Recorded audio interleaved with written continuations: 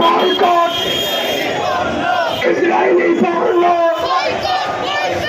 আমরা বলতে চাই ইলন মাস্কের তার স্টারলিংকের সাথে যত বড় চুক্তি রয়েছে সবগুলো বাতিল করে দিতে হবে।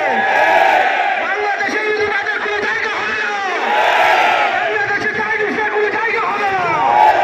সবাইকে মোবারকবাদ জানিয়ে তালাবিজ ইসলামিয়ার আগামী দিনের সকল সংগ্রাম এবং মিছিলে অংশগ্রহণের আহ্বান জানিয়ে আমি আমার কথা শেষ করছি। আসসালামু আলাইকুম রহমতুল্লাহ। সুপ্রিয় বিক্ষুব্ধ জনতা,